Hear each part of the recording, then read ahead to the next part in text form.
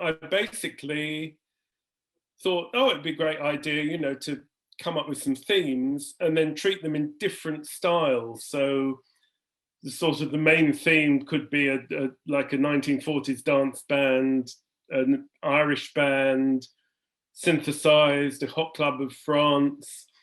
And this apparently was radically different from most other film scores. Not that I knew, because, it was just what I decided to do.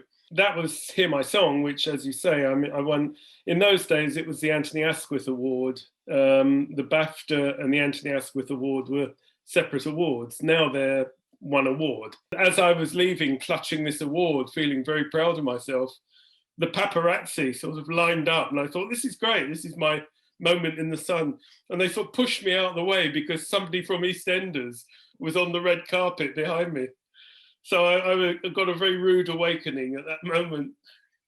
For RKO 281, that was an interesting scenario because the director was Ben Ross, very good director, who did the Young Poison's Handbook. And the producers were Tony and Ridley Scott, obviously great filmmakers. And then HBO were the film company. I got Ben Ross to come round to the house. And I said, you're not leaving here till you've agreed on what the score's going to be. And Ben is very musical. So he instanced sort of examples of things that he liked musically. And I said to him, do you realize everything you've told me is in 3/4 time, waltz time? And he said, I didn't realize that. I said, I've written a little waltz for one scene in the film. I'm going to play it to you. And I played it to him. And he went, that's it. That's what it's got to be. The rest was history. I won the Emmy for the score. I don't like to say the score was written in a day, because although it was sort of actually written out in a couple of days, it took a long time to actually get to where it got to. Eric Idle rang me one day and said, I've written this little song, I think would be great for the film. And he sent me a cassette of, it was guitar and voice, basically, that was it. And apparently when he played it to the other guys, they were all, well, it's all right, we'll fit it in, we'll take 20 seconds of it, somewhere in the film. I said to Eric, oh, we should do it as a Hollywood musical, go put all the stops out. And that's what he did. We went into Chapel Studio and we did it one morning, recorded the whole thing live, except for the vocals. Then we did, with the Fred Tomlinson singers, we did the backing vocals and the whistling. And then I cleared off and went and did another session. Over the years, it just grew and grew and grew. It became an anthem, then it became football anthem, then it was top of the charts, then it was played at funerals, and it's gone on and on and on. And if I'd have known, I'd have wallowed in it a bit more. George Harrison, who produced the record, he loved my arrangement of it, and he had it on his jukebox, and he used to sing a phrase from it, a string phrase, whenever he met me. He wouldn't say hello, he would just sing my little music. So that was lovely. You're always wary when you get a phone call and someone says, hi, it's George Michael, because you think, okay, somebody's winding me up, But it was him. I ascertained fairly quickly that it was him. So George, again, sent me a guitar and voice demo, and I wrote the arrangement for the backing. And during the sessions, we had some downtime, we were having some food, and he said, you do know that you inspired me to become a musician? And I said, no, I have no idea. His father owned the restaurant next door where we rehearsed when he was 5 years old. And George used to sit on the steps listening to our band. And he said, that's when I decided one day I want to do that. That's a nice story.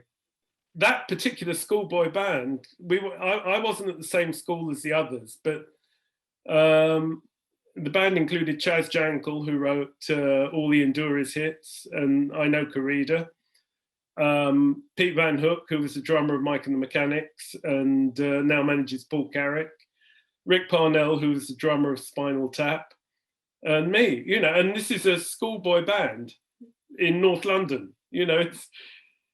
I remember once we played opposite Jeff Beck with Rod Stewart and we blew them away, you know, they were terrified of us.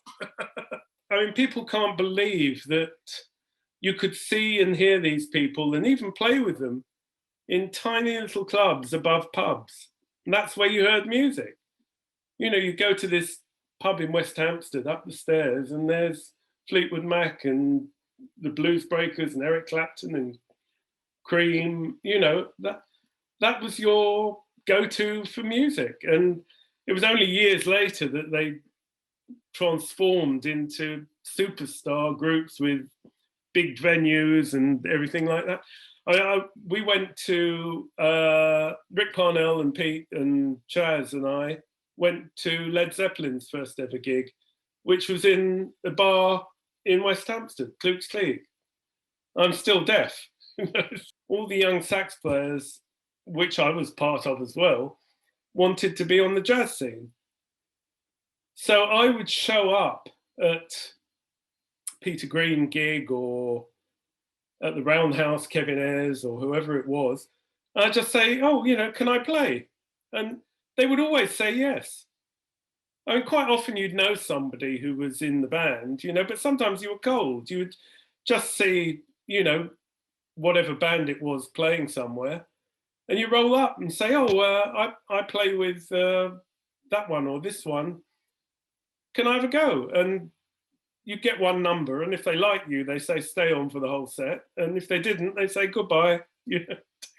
It's a universal sort of wodge of music that influences me. And I can be just as moved by, you know, a great arrangement on a funk record as I can by, you know, a Walton sort of violin concerto or something like that. If I'm stuck melodically, maybe there's a rhythmic thing that will move me to make me think, oh, do you know what? That's a clever idea. Now I'm going to build on top of that. And then it comes.